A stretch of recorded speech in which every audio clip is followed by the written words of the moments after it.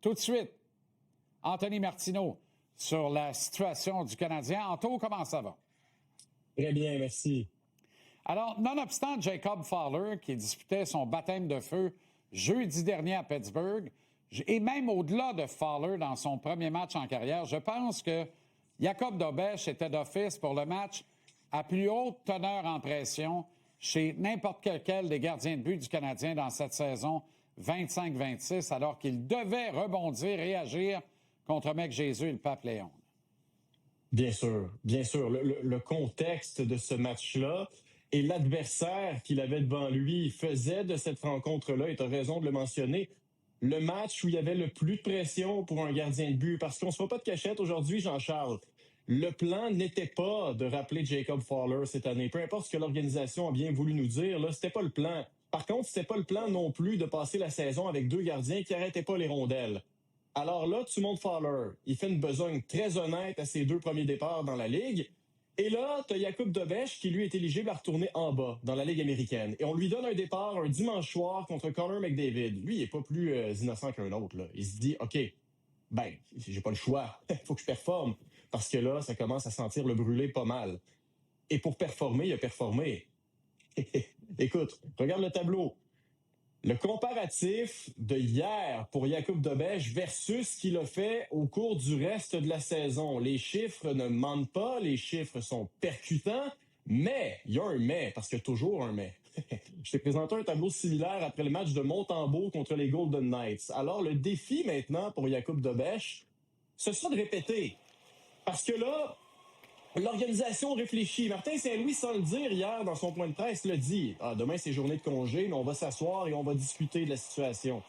Parce que le ménage à 3 n'est pas quelque chose de viable pour la suite des choses. Tu peux pas garder Fowler en haut s'il ne garde pas les buts. En même temps, Dobeš, s'il commence à coller les matchs comme ça, tu fais quoi?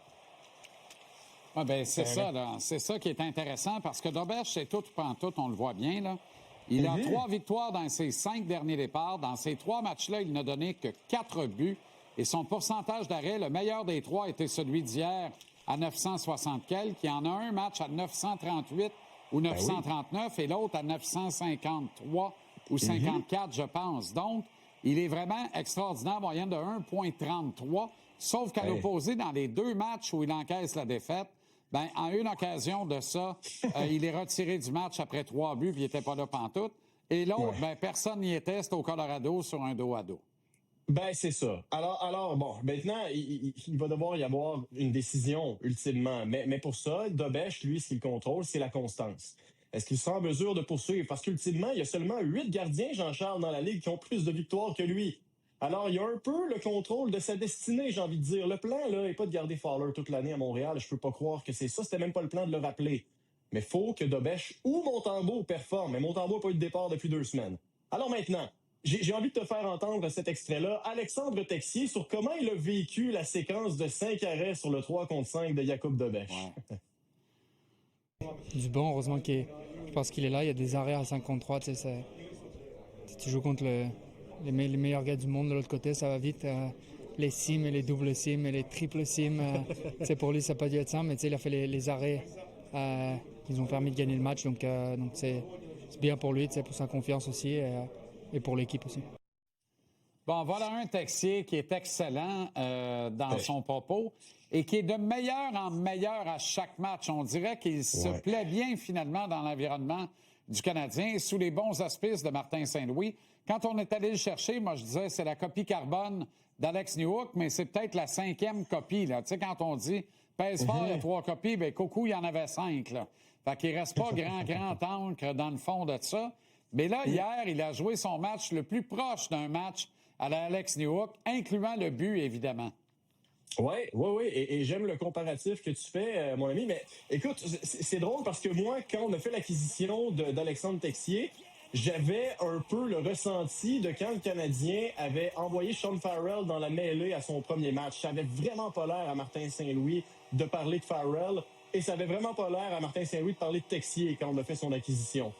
Mais là, plus les matchs avancent, plus on se rend compte que Texier a exactement le profil d'un des joueurs favoris de Martin Saint-Louis. Pourquoi? parce que tu peux lui faire confiance sur le plan défensif. Hier, il joue avec Jake Evans contre Connor McDavid. C'est un gars qui est très complet, très responsable, mais c'est également un gars qu'on a repêché à l'époque pour ses aptitudes offensives. Bon tir, bonne main, capable de capitaliser en tir de barrage. Regarde le tableau. Écoute, depuis son arrivée à Montréal, c'est ni plus ni moins le meilleur pointeur de l'équipe à 5 contre 5. 5 points. Et ça, il n'est même pas à égalité. Là. Il est devant Suzuki, il est devant Caulfield, devant Demidov, devant Slavkovski, avec moins de temps de glace, évidemment. Meilleur buteur à égalité. Et en termes de taux de possession offensive, le Corsi, premier également. Alors... Ça ressemble beaucoup à New York, là. Ben oui, mais il y aura des décisions qui devront être prises parce que là, c'est pas tout de suite, là. Mais il y a des blessés qui vont finir par revenir. Présentement, je suis obligé de te dire que Texier, c'est une tabarouette d'aubaine pour le Canadien. Tout à fait. Ivan Demidov, en terminant en 15 secondes. Est-ce qu'il s'est envoyé un message à lui-même hier soir? C'est un bon défi. Oui, je pense que oui. Écoute, le tir qu'il a mis en pleine lucarne, c'est un rappel pour lui de tirer davantage. 6 tentatives de tir hier, alors qu'il était l'un des joueurs chez le Canadien qui tirait le moins. Lance, Ivan. T'es plus imprévisible, tu rends ton équipe meilleure et plus dangereuse. Et Martin Saint-Louis a dit, je veux pas out-coacher des joueurs comme ça. Traduction française, je ne veux pas m'immiscer dans le développement d'un joueur comme ça. Il est dans la Ligue nationale pour une raison, mais en même temps, il sait qu'il doit tirer davantage. Alors, j'aime l'approche de Martin Saint-Louis, 1-1, avec ses jeunes joueurs. Mais Ivan Demidov doit tirer davantage, c'est clair. Merci, Anto. À demain depuis le Centre Bell. OK, oui. Salut, bonne soirée.